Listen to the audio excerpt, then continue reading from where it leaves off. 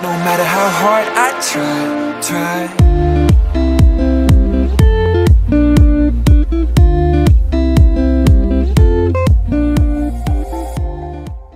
Hello and welcome to a new video. Today I'm going to be reviewing the Sylvaneth Battletome. So this is kind of a first impressions video. I've looked through it a little bit off camera and I started to learn the units and things. It's a really nice book. So in this video we're going to be looking at the Warscrolls. So starting off with the Everqueen. The Everqueen is an amazing model. She looks brilliant, and luckily I don't have one at the moment, but maybe in the future the channel will show how to paint her and then I will have one. But at the moment we don't, so I can't show you that model. But she's a great model. She's 620 points. She heals every turn in the hero phase. She puts extra guys on the table. She can summon extra guys onto the table, which you've left off earlier in the game. But she's got really good attacks. The beetle can do absolute work, especially when she's on full health, as she can deal 5 damage for each one which gets through at -2 rend. So she's a very strong model, but she should be for the costing points. So next we've got Dryarcher. So looking at 280 points. The missile weapons are absolutely incredible. You can take out some good units with them. They deal mortal wounds, so saving's much more difficult. And yeah, so the next thing we have is Durthrough. So here we have a Durthrough. Durthrough is one of the variants of the Tree Lord. His Verdant Blast is very strong at 6 to begin with, 6 attacks, 15-inch range, 4 up, 3 up, -1 rend, and D3 damage for each one which goes through. When he's in combat, if he's near a Sylvaneth Wildwood, he gets D3 extra attacks with his Guardian Sword.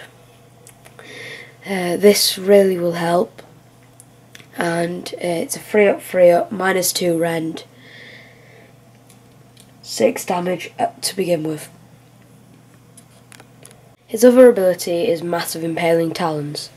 It comes with all Tree Lords, or 3 variants, but it's really useful. It's a 3 up, then 2 up, and it gradually gets worse as the more wounds they suffer. Talking of wounds, he has 12 wounds. And the special ability on Massive Impaling Talons, which makes it good, is Impale. If Spirit of Durthrough, or any of the Tree Lords, inflicts a wound on an enemy, roll a dice. If it exceeds the number of wounds the enemy model has remaining, it is slain. So basically, that means if they have a low health thing, something like 5 health on it, you hit it for 1 wound, it goes to 4, and then you roll a dice, you get 5, it's gone, which is extremely powerful and really can affect games.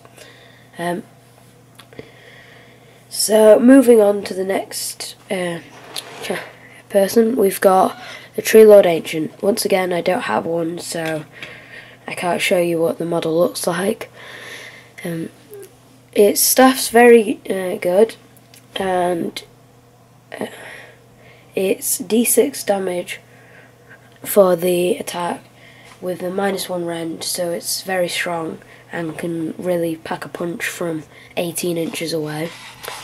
Next we have the Tree Lord, and he is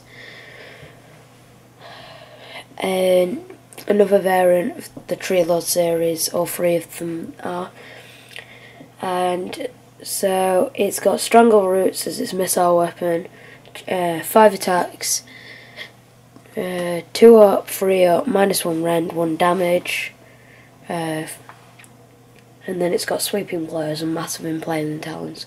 So the points cost for each one of these tree lords: you've got Durthrough for 400, you've got the Tree Lord Ancient for 300, and then for 260 points you have the Tree Lord.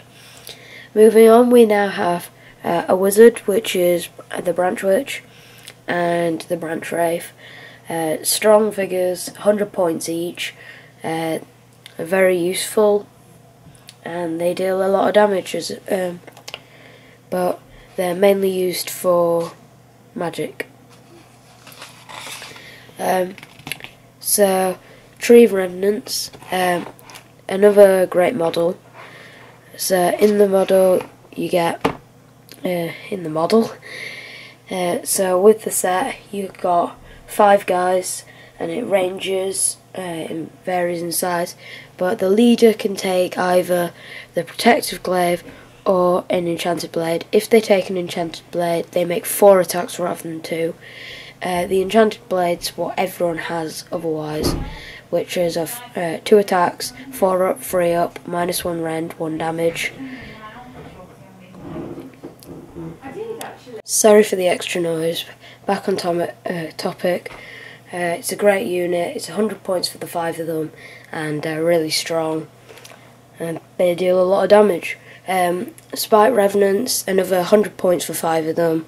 The leader gets 4 attacks rather than 3, and it's 4 up, 4 up, no rend, 1 damage. So, Knarf Hunters.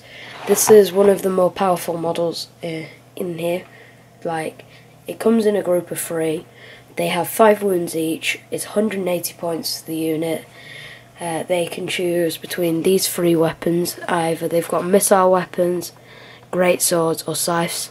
I would suggest to go with the great bows or the scythes, as these are the strongest, as they deal D3 damage compared to the regular 2 damage. They all have this final ability, which is 3 attacks, 4 up, and then 1 damage.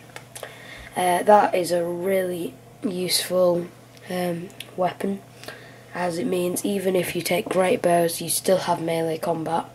And talking of melee combat, they get extremely useful if you run them into combat, as you can then stand and say they cannot move, but move 1 inch piling, and you can re-roll save to save rolls, re-roll save rolls which fail, and yeah, they're a great unit. For the final unit, we've got Dryads. 10 for 120. It's an amazing unit. They've got an amazing weapons on each one of them. We've got 2 attacks each, 4 up, 4 up, no rend, 1 damage.